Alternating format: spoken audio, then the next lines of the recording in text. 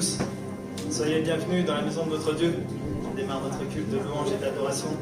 Nous sommes venus aujourd'hui lui donner gloire, lui offrir la louange qui lui est due. Et c'est un jour merveilleux que tu as fait. Il renouvelle chaque instant notre souffle de vie. Il renouvelle notre santé. Et nous voulons encore l'honorer par nos louanges. Voici le jour que tu as fait. Nous voulons nous tourner vers notre Dieu et faire monter nos louanges avec joie devant lui. Amen.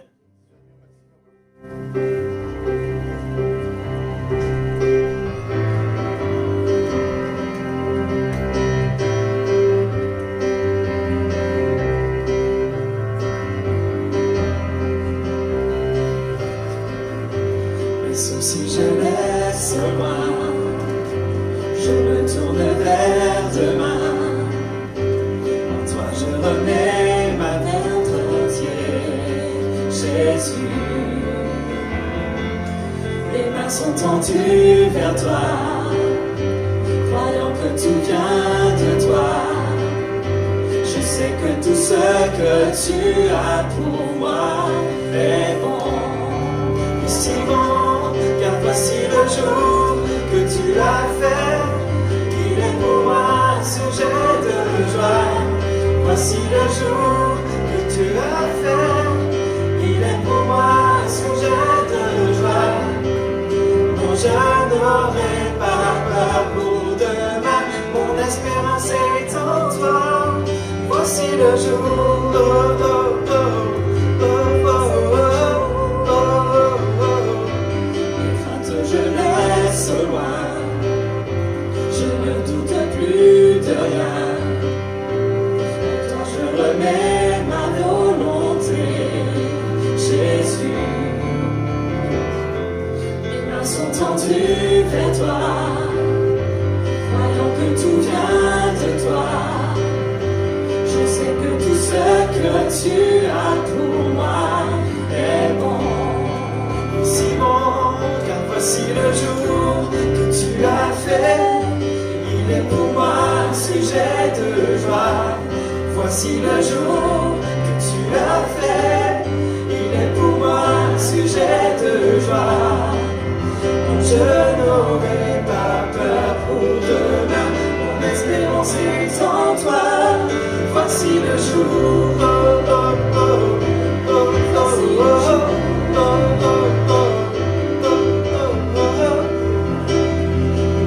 Seigneur, je vivrai, fondé sur ta vérité, fondé sur ta vérité.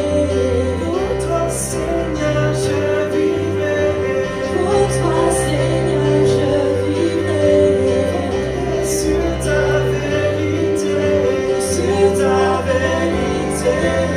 Voici le jour que tu as fait, il est pour moi sujet de joie. Voici le jour que tu as fait, il est pour moi un sujet de joie. Non, je n'aurai pas peur pour demain, mes craintes sont entre tes mains. Je te suivrai sur le chemin, mon espérance est en toi. Voici le jour, oh, oh, oh, oh, voici le jour.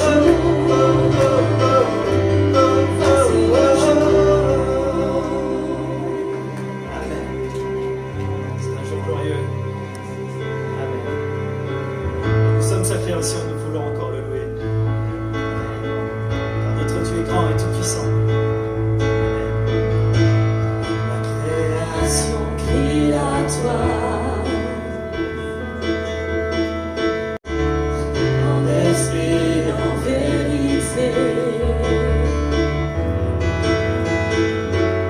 Par notre Dieu fidèle, Jésus, Fils de Dieu. Création te célèbre, toi seul est vraiment puissant, toi seul est le Dieu qui règne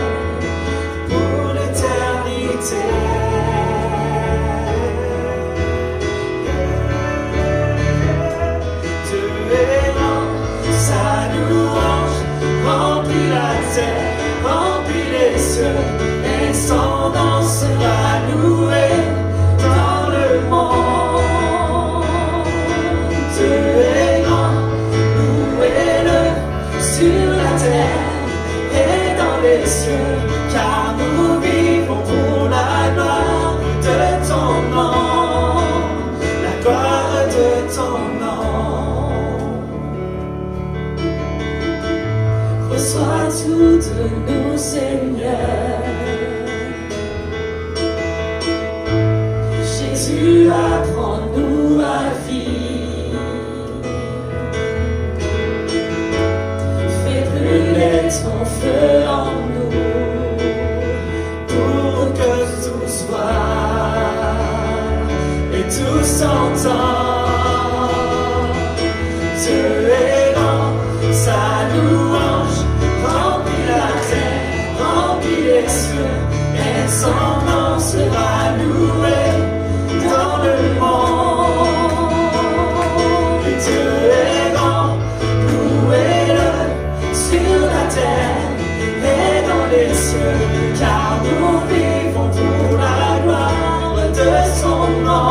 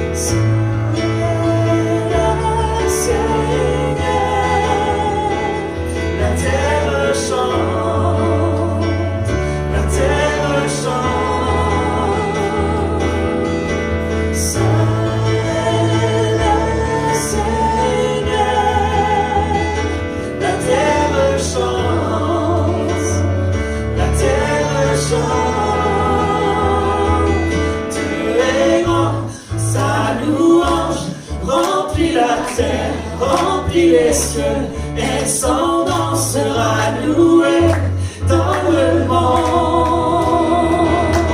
Dieu est grand, louez-le sur la terre et dans les cieux, car nous vivons pour la gloire de ton nom. Dieu est grand, sa louange remplit la terre, remplit les cieux. Son nom sera loué dans le monde. Dieu est grand, louez-le sur la terre et dans les cieux, car nous vivons pour la gloire de ton nom, la gloire de ton nom.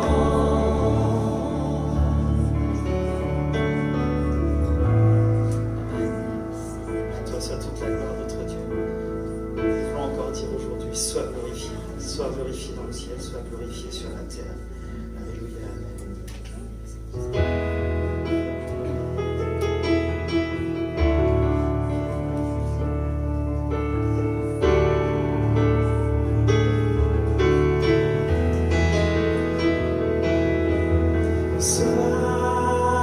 Glorifié.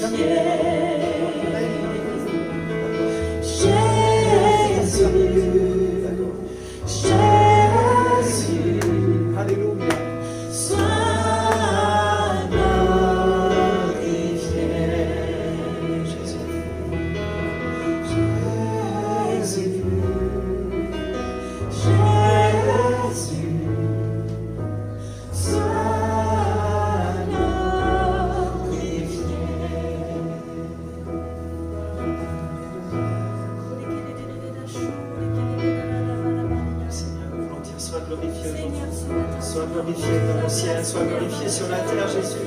Oui, Jésus, tu prends tellement soin de nous, Seigneur, et nous ne voulons pas nous priver aujourd'hui de te dire merci et de te dire à toi soit toute la gloire, Jésus.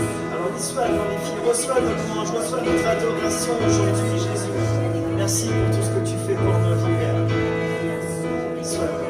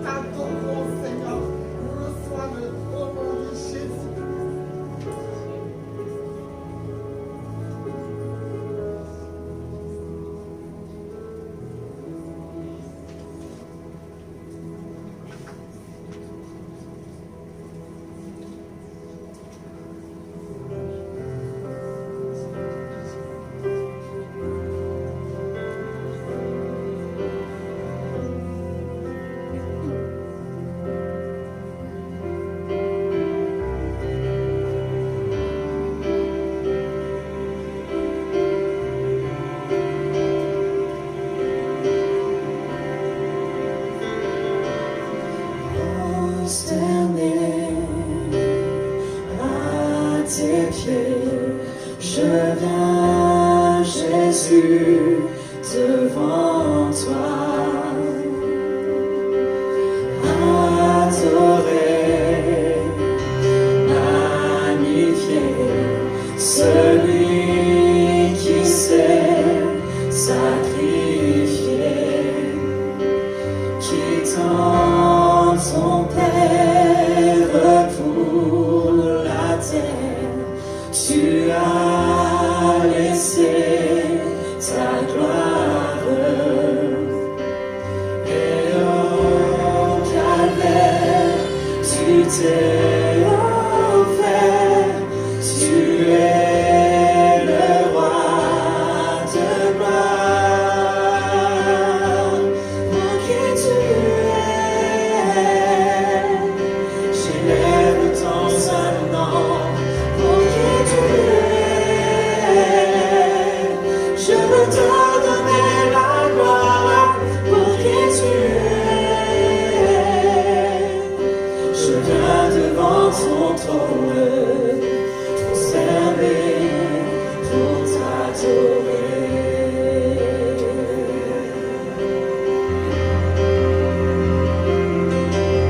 Enseigne-moi à te louer, non pas pour ce que tu fais.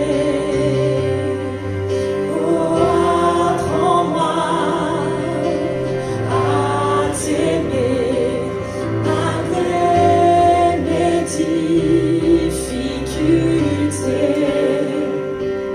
Et même si je ne vois pas ta main posée sur moi,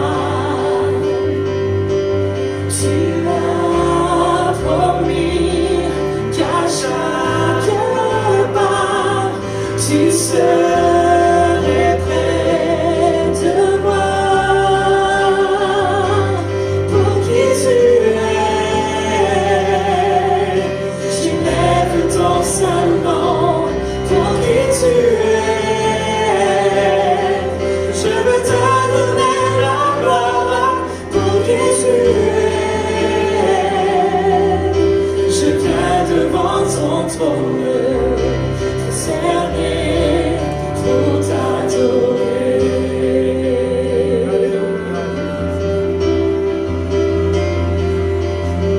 Toute ma vie, je te louerai, Seigneur,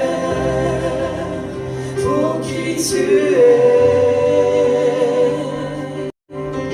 Toute ma vie, je te louerai, Seigneur, pour qui tu es. Toute ma vie, je te louerai, Seigneur, pour qui tu es. Pour qui tu es, j'élève ton seul nom. Pour qui tu es, je veux te donner la gloire. Pour qui tu es, je viens devant ton trône pour servir, pour t'adorer. Pour qui tu es, j'élève ton saint nom. Pour qui tu es, je veux te donner la gloire. Pour qui tu es, je viens devant ton trône pour servir, pour t'adorer.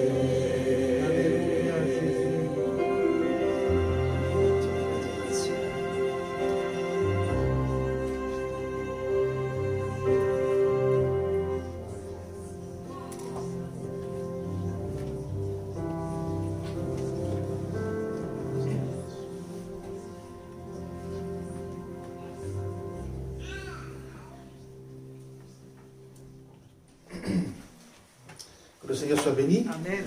Donc soyez bienvenus mes frères et mes sœurs. Donc nous qui avons ce privilège de venir dans la maison du Seigneur. Et donc, merci. Soyez bienvenus aussi ceux qui nous rejoignent par Internet sur notre site addbouge.com. Donc, que Dieu vous bénisse aussi. L'Esprit du Seigneur travaille, que ce soit ici avec nous ou chez vous, parce que vous ne pouvez pas venir nous rejoindre. Voilà, ce matin, j'aimerais lire un premier texte dans l'épître de Paul aux Éphésiens, chapitre 5, verset 8. Épître de Paul aux Éphésiens, chapitre 5, verset 8.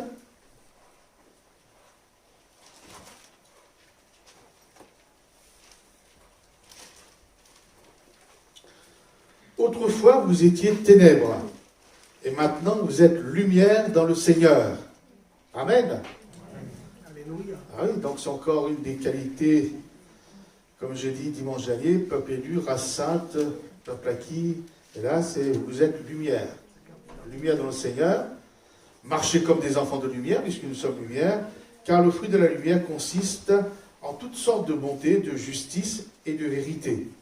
Examinez ce qui est agréable au Seigneur, et ne prenez point part aux œuvres infructueuses des ténèbres, mais plutôt condamnez-les. Amen. Donc l'apôtre Paul déclare aux chrétiens de l'église d'Éphèse, mais à nous ce matin, qu'ils étaient autrefois ténèbres. Mais à présent, ils sont devenus des êtres de lumière en disant que vous êtes lumière dans le Seigneur. Donc il s'agit de devenir lumière si nous ne sommes pas encore devenus lumière. Il y a dans la parole de Dieu 3 positions par rapport à la lumière. C'est être lumière dans le Seigneur, c'est ce que Paul dit. Être dans la lumière, c'est différent. Et refuser la lumière. La définition et symbole de la lumière dans la parole de Dieu. Donc, déjà, en premier lieu, la parole de Dieu est une lumière. Ainsi, nous lisons le psaume 119 au verset 5. Le psalmiste dit une chose très importante. Ta parole est une lampe à mes pieds et une lumière sur mon sentier. Donc, la parole de Dieu est une lumière. Jésus est la lumière du monde. Lorsque nous lisons dans Jean 8, 12, il dit, Jésus leur parla de nouveau et dit, « Je suis la lumière du monde, celui qui me suit ne marchera pas dans les ténèbres, mais il aura la lumière de la vie. » Donc, la parole de Dieu est lumière, Jésus est Dieu et lumière aussi. Alors, donc, on va prendre les 3 positions. J'avais dit, être lumière dans le Seigneur, être dans la lumière, et refuser la lumière. Ceux qui refusent la lumière, c'est leur choix. Donc Dieu nous propose des choses, des bonnes choses, mais c'est l'homme à nous d'accepter ou de refuser. Jean chapitre 3, verset 19. Donc ceux qui refusent la lumière, j'espère que vous n'êtes pas en cela, et bien si vous êtes en cela, je souhaiterais que vous changiez de position ce matin. Vous voyez que ce n'est pas difficile. Et ce jugement, c'est que la lumière étant venue dans le monde, donc Jésus, la parole de Dieu faite chair, les hommes ont préféré les ténèbres à la lumière, parce que leurs œuvres étaient mauvaises. Amen. Donc face à la lumière, ils ne veulent pas changer. Ça me fait penser à cette histoire qui s'est passée à l'île de la Réunion, mais il y a, je ne sais pas, 50, 60 ans, où il n'y avait pas encore d'électricité. Donc, quand c'est arrivé, il a fallu... Et puis les gens, à l'époque, s'éclairaient avec une lampe à pétrole, ou une bougie, tout ce qu'on veut. Et donc, avec les maisons d'avant, c'était une porte et une fenêtre maximum. Donc c'était sombre. Donc, la dame s'était tout le temps habituée à vivre dans son logement comme cela. Puis un jour, ses enfants ont voulu lui faire la surprise pour faire venir l'électricité chez elle et installer 1 ou 2 ampoules. Donc elle arrive, la dame arrive, donc voilà, ils allument.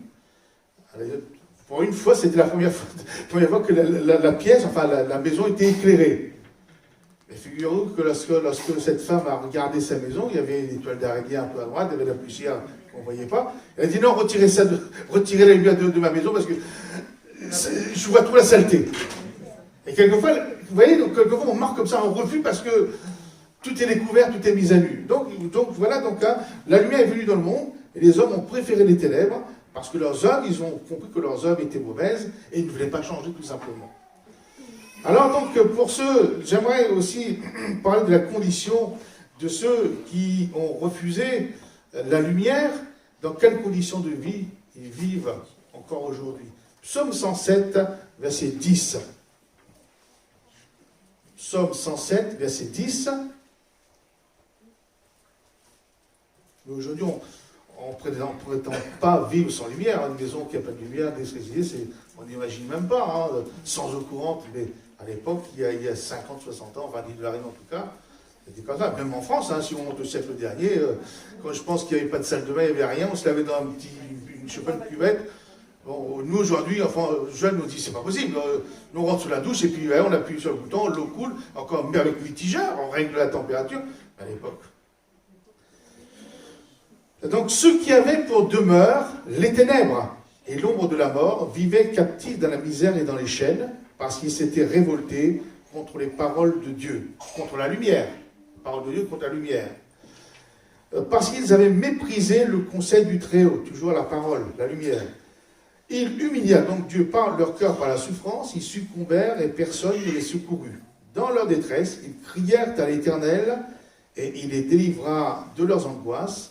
Il les fit sortir des ténèbres et de l'ombre de la mort. Il rompit leurs liens, qu'il loue l'Éternel pour sa bonté et pour ses merveilles en faveur des fils de l'homme, car il a brisé les portes d'airain, il a rompu les verrous de fer. Amen.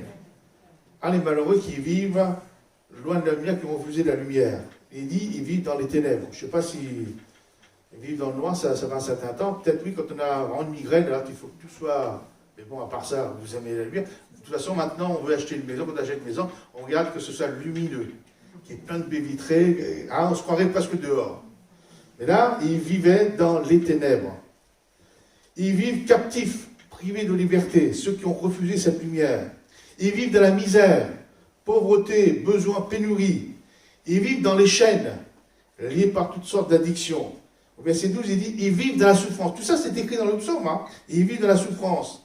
Ou encore, ils vivent dans la solitude. Personne ne pouvait les secourir. Donc, incapacité humaine à délivrer ou incapacité, ou alors, pas de volonté de quelqu'un pour nous aider.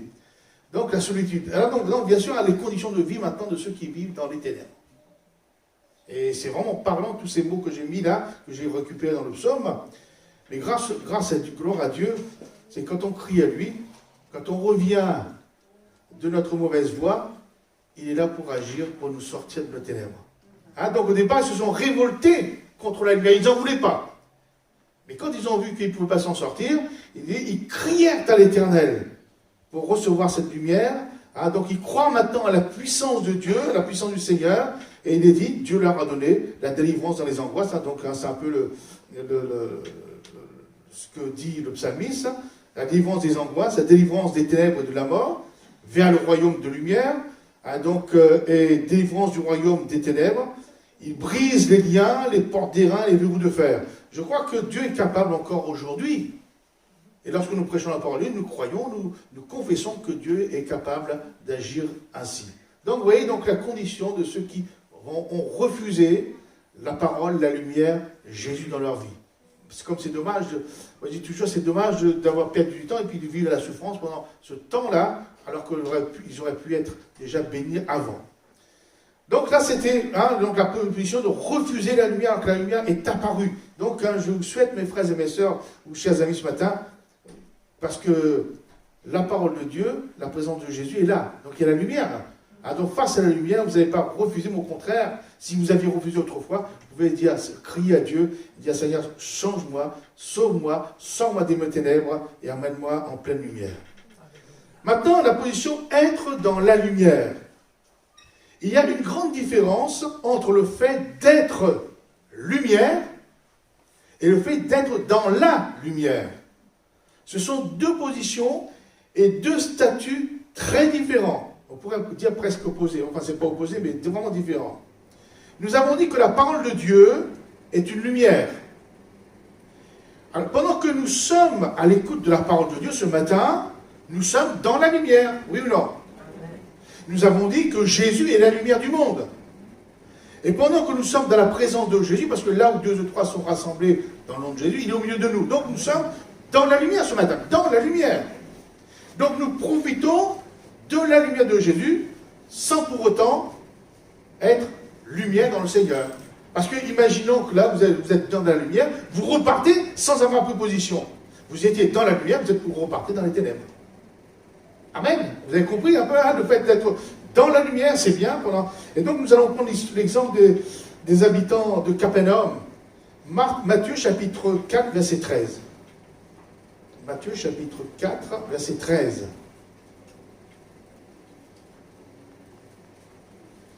Jésus quitta Nazareth et vint demeurer à Capernaum, situé près de la mer, dans le territoire de Zabulon et de Nephtali, afin que s'accomplisse ce qui avait été annoncé par Ésaïe le prophète.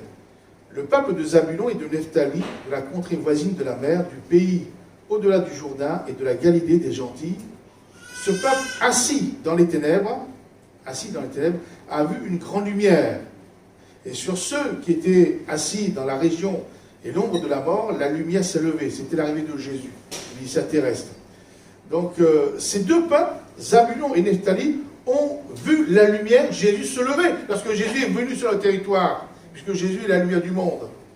Ils ont profité de la lumière de Jésus, pendant que Jésus passait dans leur pays. Et pendant quelques instants, ils ont été dans la lumière de Jésus. Quelques jours, quelques semaines, je ne sais pas, quelques mois, je ne sais pas le temps que Jésus est resté dans ce territoire, et ils ne sont pas devenus, pour autant, lumière dans le Seigneur. Amen. Donc, oui, donc on peut être là ce matin, et puis repartir, voilà, dire, vous savez, j'ai écouté, c'est bien, je fais ma vie, je repars dans mes ténèbres. Vous étiez dans la lumière à un moment donné, vous repartez dans les ténèbres. On peut penser aussi, comment on pourrait dire, on peut voir, oui, donc je disais que Jésus étant passé dans ce territoire, dans le pays de Capernaum, ces gens, ils ont été dans la lumière, mais ils n'ont pas poursuivi leur expérience plus loin avec Jésus. Ils ont écouté, c'était bien, mais ils n'ont pas ouvert leur cœur, ils n'ont pas accepté Jésus dans la vie. C'est pour ça, lorsque Jésus va passer, ils vont partir. Comme ils n'ont pas accepté Jésus, mais ils repartent dans la ténèbre, ils n'ont pas la lumière en eux, et ils ne sont pas devenus lumière. Parce que leur expérience se sont arrêtées juste là. Juste, ils ont vu Jésus. Donc on peut suivre, pendant un certain temps, Jésus, la lumière, sans devenir, je répète, lumière dans le Seigneur, parce que nous n'allons pas plus loin dans notre expérience personnelle avec Jésus, le prenons comme notre sauveur personnel. Il y a aussi l'exemple des Juifs qui suivaient Jean-Baptiste. Avant que, pratiquement un peu avant, Jean-Baptiste était le précurseur pour annoncer la venue de Jésus, et donc Jean-Baptiste avait un auditoire, il y avait des disciples même de Jean-Baptiste, donc qui ont suivi, et voilà ce qui s'est passé pour ceux qui ont écouté Jean-Baptiste et suivaient Jean-Baptiste. C'est Jésus qui donne ce témoignage dans l'évangile de Jean, au chapitre 5, verset 35.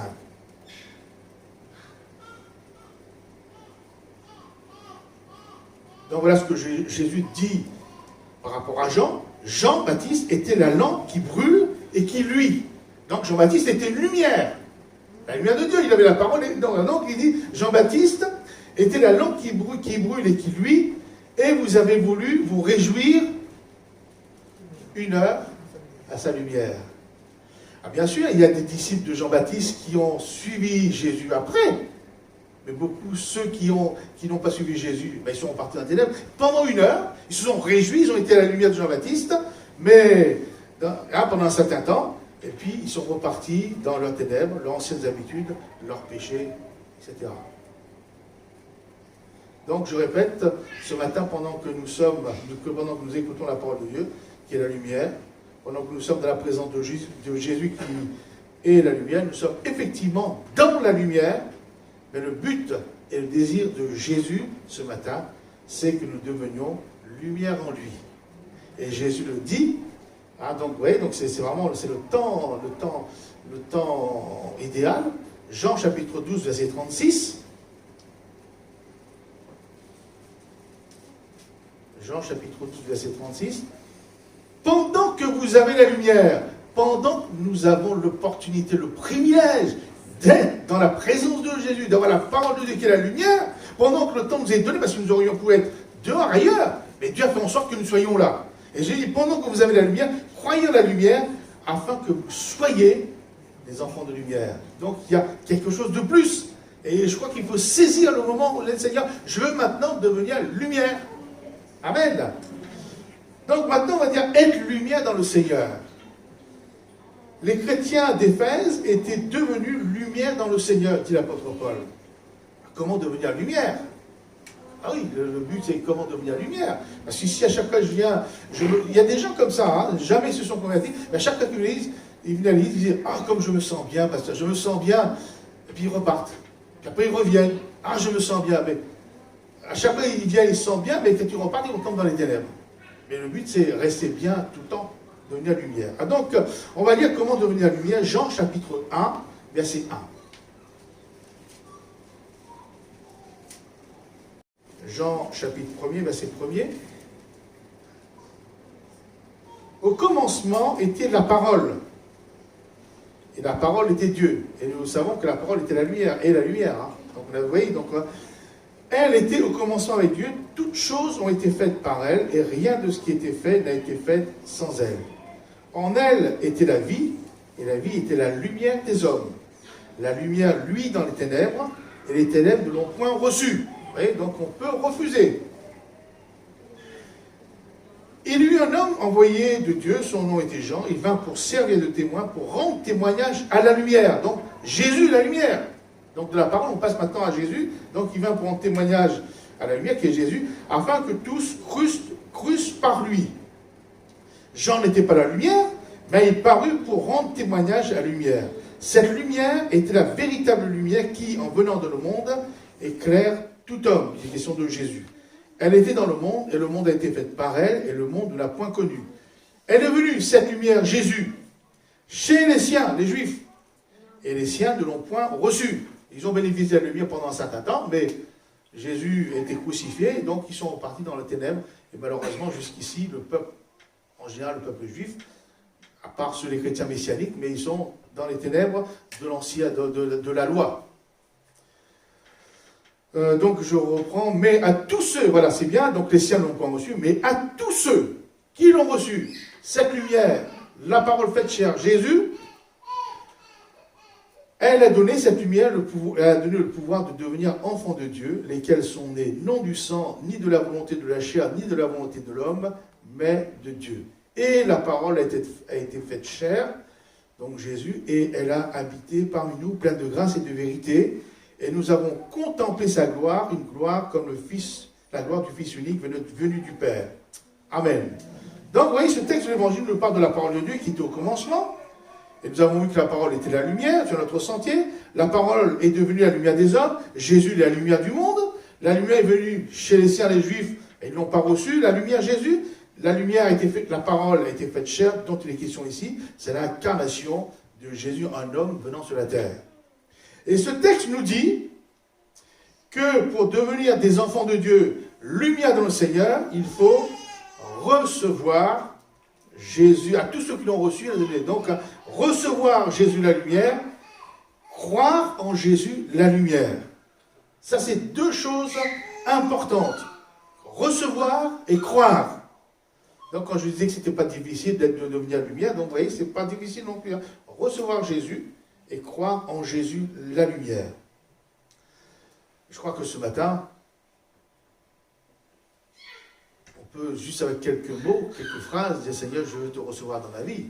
Et je crois que tu es la lumière du monde, je crois que tu es capable de me transformer. Hein, donc de faire de moi lumière en Christ, enlever les ténèbres qui étaient en moi. Et donc, ça, vous voyez, donc c'est l'évangile que le monde dit c'est compliqué, c'est non. Recevoir Jésus la lumière, accepter et croire qu'il est véritablement la lumière. Et Jésus dit, celui qui me suit ne marchera pas dans les ténèbres, mais il aura la lumière de la vie. Donc, vous me suivez là, donc maintenant, là, on sait, si vous avez fait ces choses-là, vous êtes lumière. Lumière dans le Seigneur. Parlons maintenant de tous ceux qui ont reçu Jésus, qui croient en Jésus, et qui sont devenus lumière dans le Seigneur. la fonction d'une lumière, c'est quoi? C'est d'éclairer. Donc, nous sommes des enfants de lumière, notre fonction, c'est d'éclairer. Alors donc, on va lire deuxième épître de Paul aux Corinthiens, chapitre 4, verset 6. Moi, je vais lire la fonction de... Alors, je vais lire comment dire, dans la traduction Bible annotée. Donc, vous dites Zama, mais moi, je vais lire là, dans la traduction Bible annotée. Car le Dieu qui a dit que la lumière resplendit du sein des ténèbres a resplendi dans nos cœurs, afin que nous éclairions les hommes par la connaissance de la gloire de Dieu en la présence de Christ. Amen. Donc, lorsque nous recevons Jésus, nous croyons en lui, nous devenons lumière dans le Seigneur. Quelque part, nous devenons des porteurs de lumière, parce que Christ est en nous, nous portons Christ en nous, donc nous portons la lumière, nous sommes des porteurs de lumière, et les Écritures nous révèlent différents supports pour porter la lumière. Vous savez, donc, au courant, vous avez une ampoule, vous avez un chevet, là, et donc, dans la Bible, c'est ce qui est formidable, c'est parce que nous ne sommes pas des robots, hein, nous sommes tous des porteurs de lumière, même tête, même... Non. Donc il y a différentes manières de porter, de brûler, de briller dans le monde, chacun à sa manière. Donc il y a différents supports pour que cette lumière soit portée, pour éclairer certaines zones. Parce que si chez vous, vous avez une ampoule normale, mais dans la rue, heureusement, ils n'ont pas mis enfin, je parle encore en ancien watts, 120 watts, sinon une rue entière, c'est pas. Donc il y a des lampadaires. Après, pour les bateaux, il y a des phares. Donc vous voyez, c'est en fonction. Et donc, dans la Bible, c'est la même chose. Donc, il y a les chandeliers, 7 branches, chandeliers juifs. Et donc, on en parle, la Bible en parle là. Donc, nous qui sommes des porteurs de lumière, maintenant, nous allons voir quelle est notre fonction. Donc, la Bible va donner vraiment la véritable fonction des lumières en Christ, des porteurs de lumière que nous sommes. Apocalypse, chapitre 1er, verset 20. Donc, on va parler de chandeliers pendant quelques instants.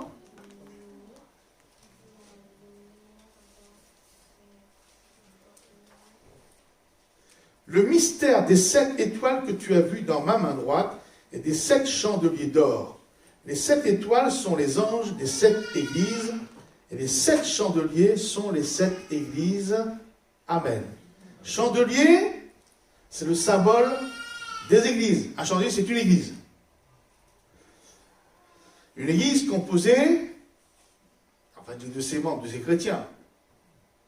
Donc l'église dans son ensemble, avec les membres, les chrétiens, sont le témoignage de Christ dans une ville, dans un quartier, dans un village.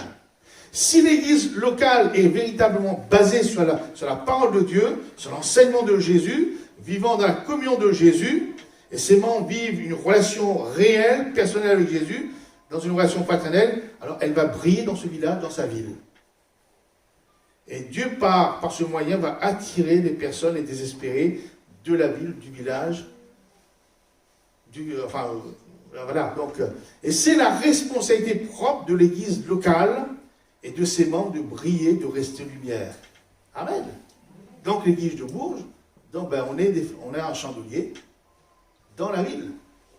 Et c'est vrai que tout seul, on ne pourra pas éclairer la ville. Mais l'église dans son ensemble peut éclairer la ville. Vous avez une force de puissance pour éclairer.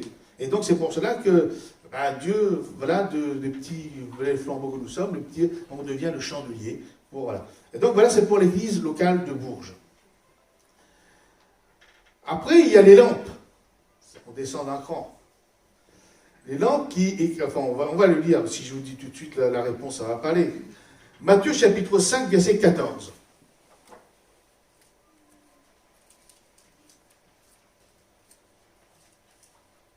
Matthieu 5, 14. Jésus dit, vous êtes la lumière du monde. Donc nous sommes une lumière, la lumière du monde entier. Oui, parce que il y a des Anglais, si les chrétiens anglais, c'est la lumière de machin, en France, peu importe, au Ghana, au Togo, tout ce que vous voulez. Donc là, nous sommes la lumière du monde.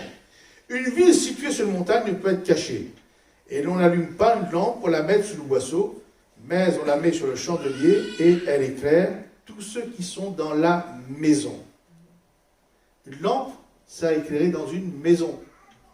On ne prend pas une lampe pour éclairer dans la ville, c'est pas assez fort. Mais une lampe, c'est éclairé dans la maison. Donc que votre lumière luise, je retrouve mon verset, 16, voilà, donc, On a lu pour maintenant, on a sur que votre lumière luise ainsi devant tous les hommes, afin qu'ils voient vos bonnes œuvres et qu'ils glorifient votre Père qui est dans les cieux.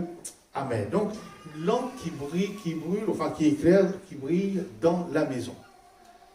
Ça parle du chrétien dans sa maison. Ça parle du maman chrétienne dans sa maison. Ça parle d'un papa chrétien dans sa maison qui éclaire la maison des enfants. C'est le témoignage de chaque disciple de Christ dans son foyer, dans son entourage familial, ceux qui sont dans la maison. Et puis, il parle des hommes, etc. Donc, dans le travail aussi, parce que le chrétien, il travaille. Enfin, normalement, s'il veut manger, il peut travailler. Et comme toute la société n'est pas chrétienne, vous êtes le seul, ou peut-être à 2 ou 3, vous êtes là pour éclairer dans la société, devant les hommes que nous côtoyons. Donc, vous voyez, donc Dieu a fait toutes choses. Donc là, il est dit, ne prenez point part aux œuvres infructueuses des ténèbres, parce que notre conduite va prouver que nous sommes cette lampe qui brille, qui brûle, j'allais dire même dans la société, dans la maison.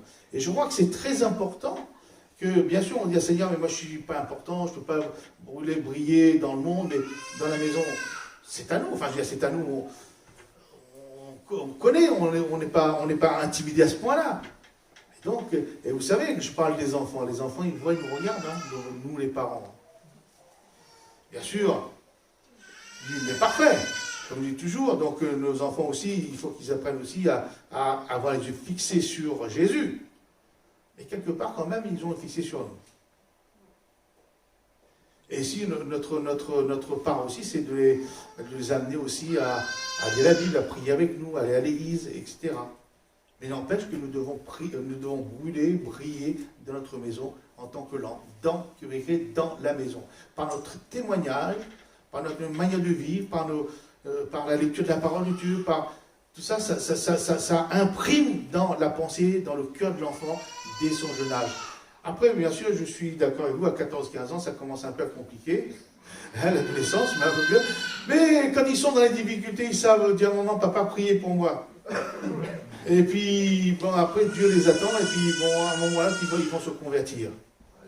Donc, mais il a fallu qu'on brille dans la maison. Si nous disons rien, vous savez, il y a certaines personnes, certains chrétiens, ils me disent malheureusement, je laisse faire, quand ils seront grands, ils feront leurs propres expériences. Ça m'étonnerait. Parce que si on laisse faire, ils vont suivre l'exemple de qui? Des copains, des copines du lycée, de l'école, etc. Ils vont faire. Mais c'est à nous quand même de les orienter. Surtout avec la vie qu'on mène aujourd'hui. On va lire aussi donc différents supports de lumière. Philippiens chapitre 2, verset 15.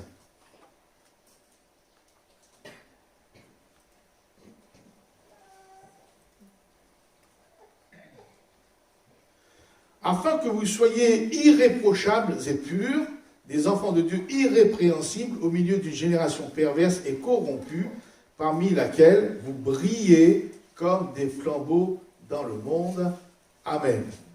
Brillez comme des flambeaux dans le monde, d'une génération perverse et corrompue, etc. Vous savez, aujourd'hui, le péché, c'est plus le péché. Ceux qui portent des flambeaux brillent aux yeux de ceux qui sont dans les ténèbres. C'est comme un appel, nous devenons comme un appel, comme un point de repère. Vous savez, donc, et ne vous inquiétez pas, lorsque vous faites un faux pas, les inconvertis, ceux qui sont, vous allez dire, mais toi tu es chrétien, tu fais ça? Alors qu'eux, ils font pire, mais et à juste raison. Parce que nous devons briller dans ce monde de ténèbres. Et si nous ne faisons pas ça, ils vous le diront. Donc, autrefois, parce qu'il faut remonter, donc les flambeaux, comment dire, les phares, ça n'existait pas. Avant, donc maintenant, les phares, on a peut-être depuis plus d'un siècle, on a mis des phares. Avant, c'était les flambeaux, on mettait dans machin, puis simplement pour que les bateaux ne se fracassent pas sur les rochers. Donc, les flambeaux servaient aussi à éclairer le chemin, ou encore à rechercher un animal ou une personne perdue dans la nuit. Donc des flambeaux du dehors. Donc c'est en dehors là maintenant. La particularité des flambeaux, c'est d'éclairer le chemin, signaler la présence dans la nuit, mais aussi de nous aider à distinguer ce que nous cherchons. Cela veut dire que nous devons être des guetteurs, des veilleurs, des chercheurs, des gens qui guident les autres. Parce qu'aujourd'hui, où est la vérité, quelle est la vérité? Mais nous sommes là comme des flambeaux, justement pour dire ce qu'est la vérité. La vérité se trouve en Jésus. Et donc, voilà donc des flambeaux pour les gens du dehors. Bien sûr, ce n'est pas toute la ville entière, mais là où nous sommes, hein, puisque nous nous servons de point de repère. Aujourd'hui, il n'y a plus de repère. De toute façon, même autrefois, lorsque nous lisons la parole au sujet de Ninive, un peuple qui ne savait plus discerner la droite de leur gauche. Je veux dire, s'il y avait le centre encore aujourd'hui, on ne se ferait même pas. Hein, parce qu'on veut nous faire croire qu'on est tellement libre. Même, j'ai été choqué, je sais pas, j'ai vu une émission, les enfants de 4-5 ans, maintenant ils choisissent le sexe. Ah, ils sont déjà garçons, donc j'ai envie de devenir une fille, donc à l'âge de 4-5 ans. Mais quel raisonnement on a à ce moment-là? Et pourtant, tout le monde est d'accord, bon oui, il faut laisser faire, il faut les encourager. Où va-t-on? Ah, donc, vous voyez, donc, nous, en tant que chrétiens, pour l'instant, nous ne sommes pas persécutés, mais nous devons être donc de ceux qui éclairent pour montrer la direction. Alors, il y a aussi, donc je termine, c'est-à-dire malheureusement, le porteur de lumière, Matthieu chapitre 12, verset 20. Et c'est Jésus dit, Matthieu chapitre 12, verset 20, « Il n'éteindra point le lumignon qui fume. » Un lumignon. Ça fume plus que ça éclaire. C'est l'image du chrétien qui n'a plus d'huile dans sa lampe et dont la mèche, c'est la mèche qui brûle et qui fume. Parce que normalement c'est l'huile, il n'y a pas d'huile. Mais là, comme il n'y a plus d'huile, la mèche, ça brûle et ça fume. Il y a encore de la volonté de brûler, mais plus les moyens. Et nous sommes ce matin peut-être exhortés à ranimer la flamme de notre amour, la flamme du Saint-Esprit en nous. Donc la plénitude du Saint-Esprit, l'huile divine qui remplit notre cœur, notre vie, notre temple, pour faire briller la lumière. Alors bien sûr, vous savez que les lampes à l'époque, il fallait entretenir sa lampe. Et qu'elle soit toujours remplie d'un carburant, que ce soit l'huile ou même les lampes à alcool. Entretenir, c'est notre communion constante avec le Seigneur. De la prière, de la méditation, qui conserve, on pourrait dire, cette vertu d'être lumière et de ne pas fumer, que notre lampe ne fume pas. Parce que quand une lampe fume, ça sent mauvais. Même la cigarette aussi, hein, quand on n'est pas habitué, tout de suite... et là, donc ça sent mauvais, ça en fume, c'est désagréable. Donc notre vertu d'être lumière dans le Seigneur doit être entretenue par notre vie de prière, de communion avec le Seigneur. Et dès que nous perdons ces choses, à ce moment-là, nous ne sommes plus lumière. Et quelquefois, nous redevenons ténèbres. Puisque si nous n'entendons pas notre relation avec le Seigneur Jésus, nous allons venir à l'église, nous allons être dans la lumière, et nous allons repartir dans les ténèbres. Or, ce n'est pas la mèche qui doit vous consumer, mais l'huile, le Saint-Esprit, la présence de Dieu. Toutes ces choses, que ce soit le flambeau, que ce soit la lampe, que ce soit le chandelier, de brûler, de briller, d'éclairer, ce n'est pas facile. Jésus n'a jamais dit que ce serait facile pour nous chrétiens, hein, donc qui avons reçu, pour nous chrétiens qui sommes lumière, lorsque nous avons écrit que d'autres recevraient la lumière. De la même manière, hein, la lumière, Jésus est venu dans le monde, et des hommes ont refusé. C'est pas parce que nous sommes lumière dans le Seigneur que les gens vont accepter. Hein, donc Jésus n'a jamais dit que c'était facile. Jean chapitre 3, verset 19.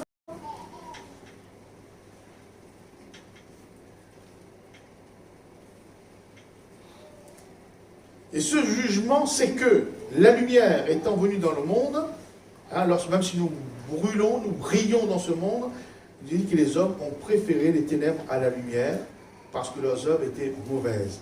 Quelquefois, cela passera par l'indifférence. Bon, quand vous allez témoigner, vous allez voler les gens, l'indifférence, peu importe, on s'habitue à l'incompréhension.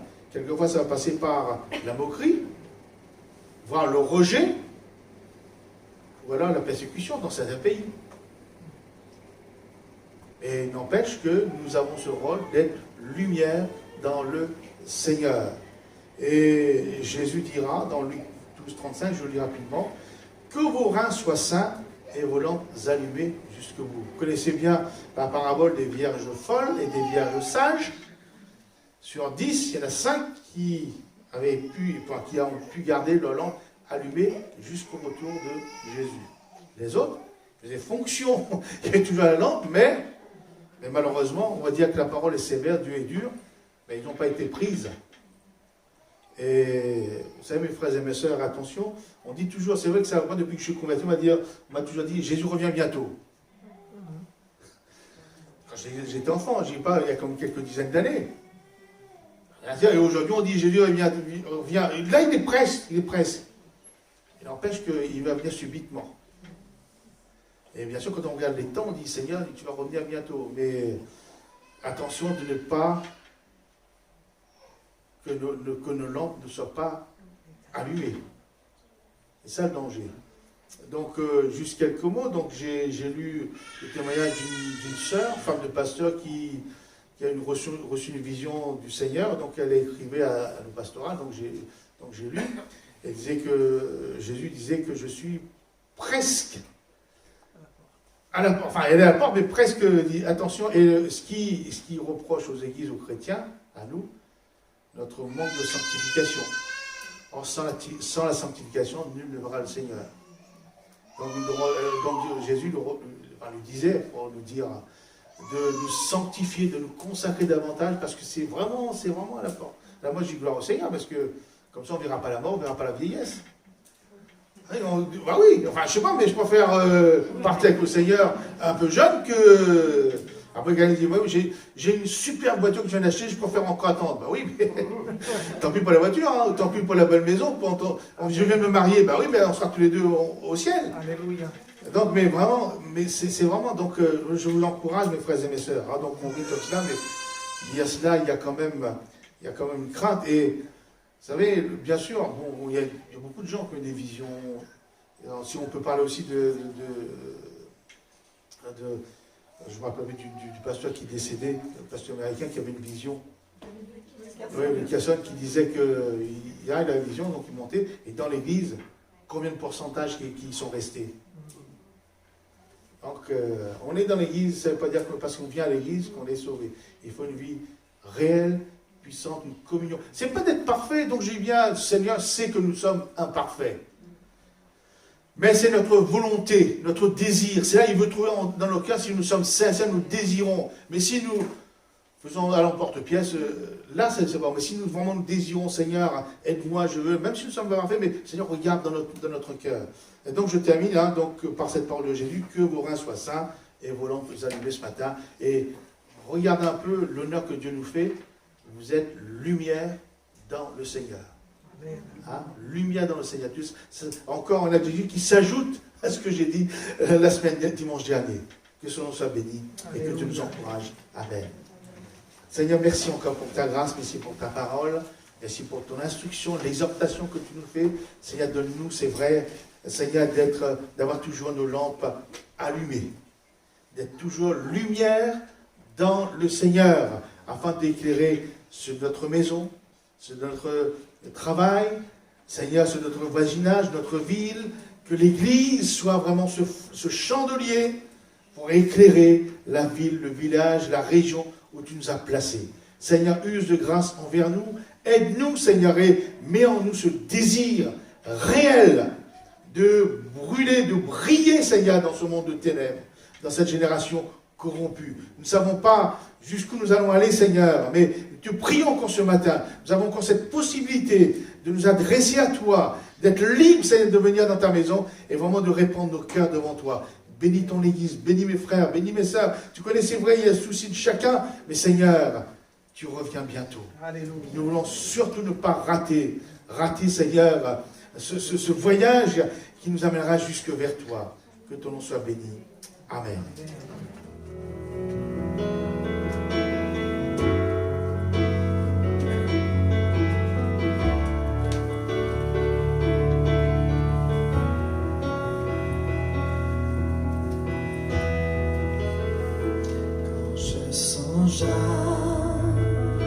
la fin de croix où Jésus fut battu pour moi. Je vois ses mains, ses pieds percés, mon sauveur au poids attaché.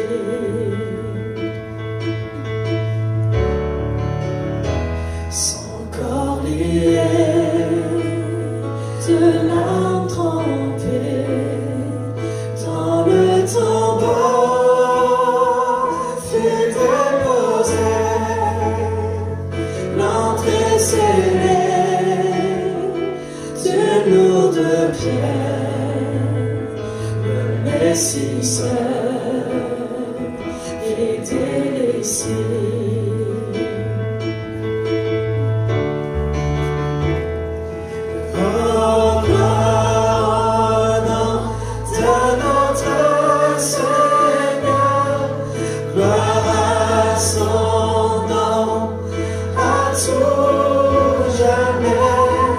Nous chanterons sans fin tes louanges, gloire à toi, ô Dieu.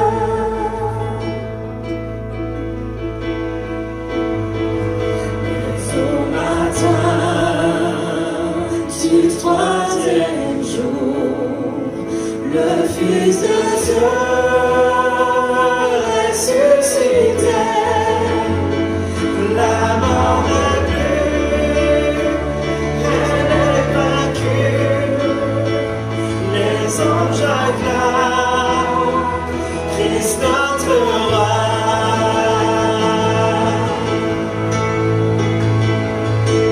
Oh, gloire au nom de notre Seigneur, gloire à son nom, à tout jamais. Nous chanterons sans fin tes louanges, oh gloire à toi, oh Dieu.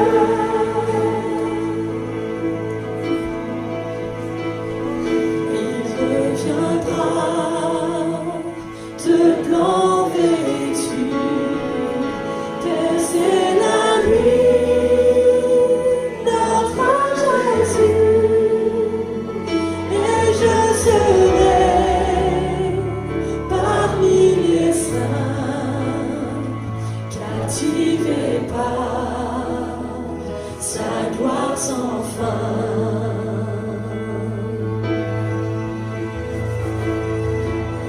Oh, gloire au nom de notre Seigneur, gloire à son nom, à tout jamais. Nous chanterons sans fin tes louanges, oh gloire à toi, oh Dieu. Oh, gloire au nom de notre Seigneur, gloire à son nom, à tout jamais. Nous chanterons sans fin tes louanges, oh gloire à toi, oh Dieu. Oh, gloire au nom de notre Seigneur, gloire à son nom, à tout jamais. Nous chanterons sans fin tes louanges, oh gloire à toi, oh Dieu. Oh, gloire à toi, oh Dieu.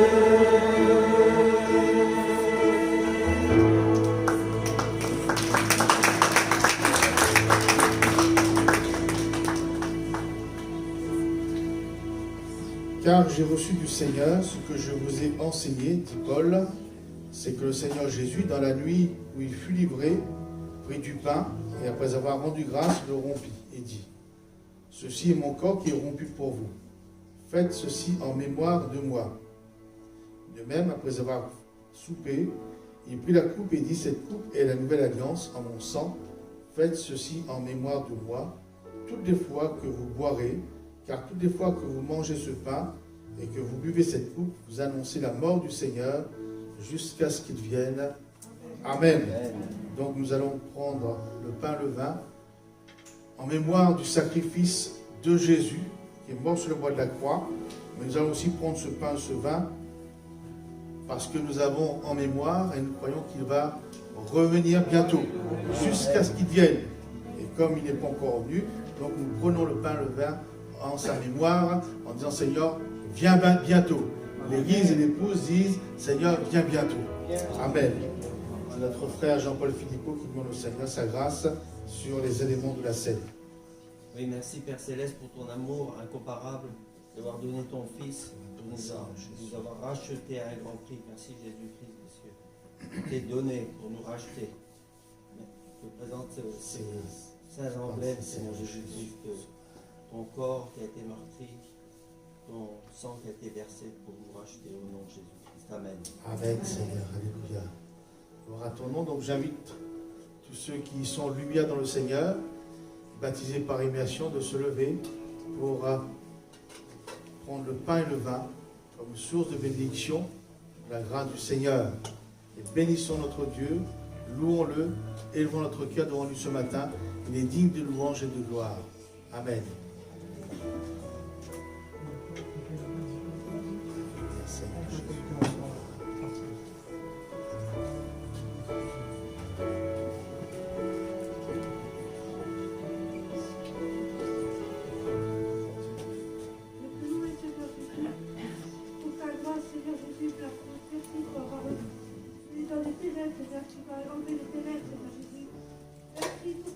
Merci pour ta volonté, Seigneur. Je sais que tu vas bientôt revenir, Seigneur Jésus. Je sais que tu vas revenir bientôt, Seigneur Jésus. À toi la gloire, à toi la victoire, Seigneur Jésus. Je t'aime, je t'aime, Seigneur Jésus. Amen. Alléluia.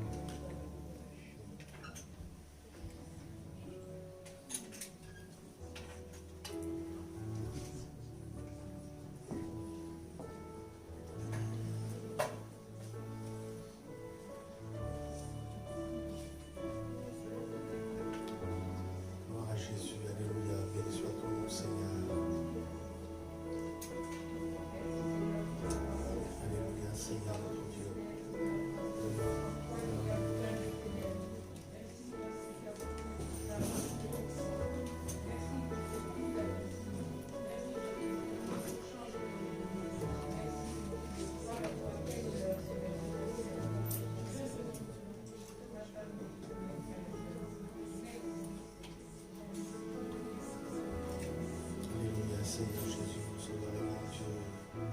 Béni soit ton nom, Seigneur. Alléluia. Seigneur.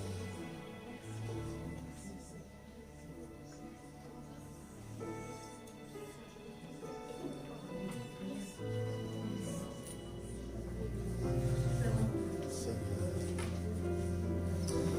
Voilà, c'est pour la série des offrandes, notre frère Noé et Jacques. Dans un cantique.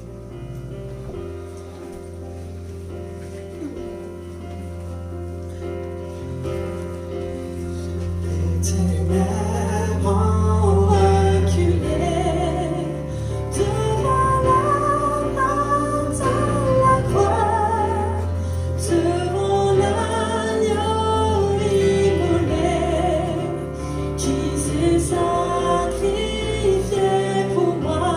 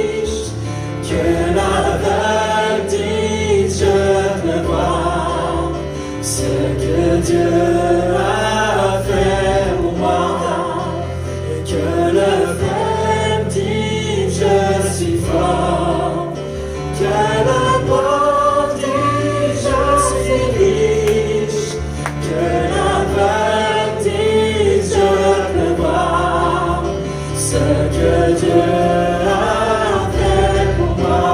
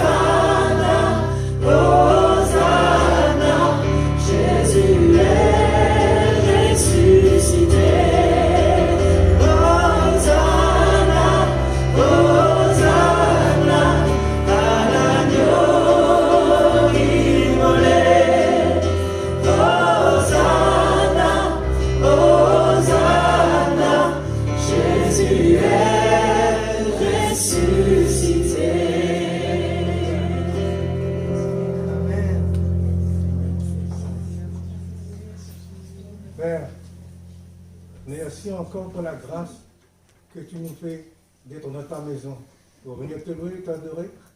Nous te remercions encore, Seigneur, pour tout ce que tu vas faire encore. Nous te remercions encore pour bénir ces offrandes afin que ton Église avance, afin que tout le monde te connaît, parce que Père, sans toi nous sommes rien. Père, tu es notre tout. Et nous te remercions pour toutes les personnes ici présentes et tout dans le monde entier. Parce que tout ce qu'on veut, Seigneur, c'est que tout le monde te connaît. Et un Jésus dans le corps de tout le monde pour que la paix et la joie soient avec nous. Nous te remercions encore pour cette journée. Amen. Amen. Voilà quelques annonces avant de terminer par un cantique. Donc, le programme de la semaine, donc mardi, donc la retransmission du culte de tiers sur notre site internet adedebauche.com et notre réunion de prière par visioconférence jeudi à 18h30 comme d'habitude. Nous augmentons notre connexion, enfin de plus en plus de gens, de chrétiens, de frères et sœurs se sentent s'unissent à nous dans la prière, c'est une bonne chose. Amen, c'est une bonne chose. Donc vous qui n'osez pas encore, osez. Et puis vous verrez comment. Je vous dis bien, au départ j'avais un peu d'a priori parce que bon, mais de toute façon on ne peut pas faire mieux ni plus puisque nous sommes encore sous couvre-feu. Donc venez vous faire du bien, donc en chantant avec nous, en priant avec nous, mais aussi au partage de la parole de Dieu. Donc après, dimanche prochain, nous aurons le culte unique à Bourges, à Bourges, donc à 10h, donc nos frères de Saint-Amand et de Vierzon qui ne sont pas là ce matin seront avec nous. Changement d'horaire. Oui, donc ne pas oublier, on passe à l'horaire d'été. Donc c'est dommage pour nous, mais on dort 1 heure de moins. C'est-à-dire quand il sera 7h du matin, on dira qu'il est 8. Donc n'arrivez pas à 11h au culte parce que vous serez à la fin. Donc voilà, il paraît que c'est 2021, c'est la dernière année qu'on le fait, normalement. Donc là c'est la dernière fois. Normalement en octobre, on repasse à l'heure d'hiver pour la dernière fois. Normalement, vous savez, voilà. Mais c'est vrai qu'on n'est plus seul maître en France à décider, puisqu'il y a toute l'Europe. C'est ça le problème. Donc, mais sinon, comment? Dans les pays européens. Oui, mais bon, mais nous en France, on est assez... on se cale sur les autres. Donc, le changement d'horaire. Donc, après, oui, donc, pour les travaux de l'église, pour les frères et les sœurs j'aime bien qu'ils n'ont rien à faire chez eux, c'est pas ça, mais qui voudraient se consacrer pour le service du Seigneur, pour l'église, parce qu'il y a à nettoyer, à remettre en ordre, voilà, donc venez donc jeudi dès 14h. Donc jeudi, vendredi et samedi, mais jeudi ça peut être de 14h, donc les soeurs et les frères, ne restez pas chez vous. Quelquefois on dit, je m'ennuie chez moi, je ne sais pas quoi faire. Mais il y a quelque chose, au moins il y a des choses à faire dans l'église, donc venez, même si vous n'êtes pas technicien de quelque chose, mais il y aura toujours quelque chose à faire. Je dis un chant si vous voulez vous lever. On va faire une dernière reconnaissance à notre Dieu. Car il est fidèle, à jamais il reste fidèle envers nous.